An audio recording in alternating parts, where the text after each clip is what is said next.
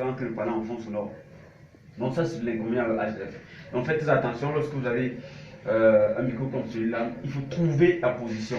Il faut trouver la position idéale pour éviter qu'il y ait interférence. Avec une fois que vous arrivez à le DJ, c'est pourquoi plus tard moi je vous l'ai dit sur l'application qu'on parlera de la relation entre le maître de cérémonie et le DJ. Vous devez être dans une relation, vous pouvez venir dire au DJ en fait il y a un problème à tel niveau et qu'ils vous comprennent parce que vous avez fait asseoir une relation très amicale qui permet à ce que vous puissiez travailler en phase. Donc il y a ça. Maintenant le VHF c'est le Very High Frequency. Donc le Very High Frequency c'est ce qu'on appelle les hautes fréquences, c'est-à-dire que les hautes fréquences, c'est-à-dire que avec ce micro, vous allez trouver des micros comme les Max. Maintenant, il y a les Max, il y a les Shure, des micros comme ça, qui appartiennent un peu à cette catégorie-là. Il y a aussi les Behring qui appartiennent à cette catégorie-là déjà aussi. Donc, ce sont des micros très puissants. Non, pas très puissants, oui, très puissants parce qu'on est dans le Very High Frequency, qui parfois viennent avec un écran, d'accord? Avec un écran qui a des fréquences là-dessus. Avec que vous arrivez quelque part, mais il n'est pas conseillé de très souvent moduler les fréquences. Il est conseillé pour les micros qui ont des fréquences de les stabiliser. Et que vous savez que votre micro a telle portée, telle portée, telle portée, vous le stabilisez, les fréquences du micro. Et pam, vous pouvez travailler sans problème avec. Là, c'est pour les petits micros. Maintenant, il y a le troisième catégorie qui sont les ultra high frequency qui ne subissent aucun impact donc, avec ces micros-là. Donc voilà les trois catégories de micros que vous pouvez trouver selon les fréquences. Les trois fréquences que vous pouvez trouver sur les micros. Maintenant, comment s'y prendre dans la manœuvre? Une fois que vous avez un micro, parce qu'avec les ultra, on parlait dans les 20 mètres, les ultra UHF, on parlait dans les 20 mètres, les VHF dans les 15-10 mètres, et avec les HF, on est dans les 5 mètres. Ça veut dire que vous êtes en usage de HF et le DJ est loin là-bas, vous êtes ici.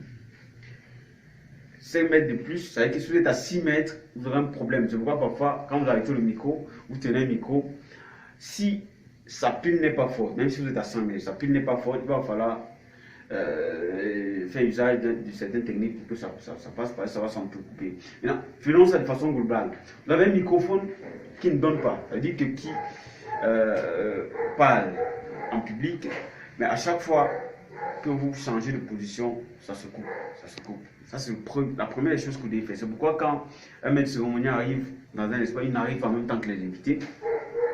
Il fait ce qu'on appelle sa mise en condition. C'est-à-dire qu'il prend le microphone, il mesure la portée, qu'il prend le microphone, il commence à se lâcher là, il se lâche, il peut répéter le programme, il peut commencer à lire le programme en marchant aux alentours de lieu de cérémonie. Il imagine des différentes positions que les différents interlocuteurs peuvent avoir. Il essaie au niveau du pupitre, il essaie au niveau de la tribune, il essaie à tel niveau, à tel niveau, à tel niveau. Il voit la portée du micro.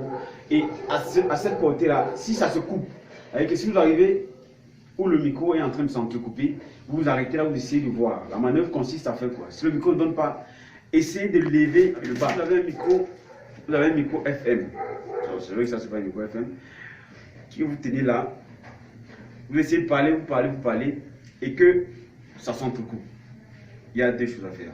La première des choses, c'est d'essayer, lever un peu là, d'accord? Lever là.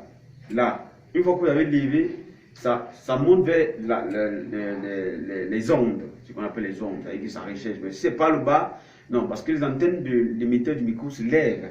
Il faut que l'émetteur qui est également fixé au micro aille chercher les ondes également pour que ça puisse passer. Donc, évitez de faire allô. Non. Faites simplement techniquement et de façon très subtile un pivot comme ça.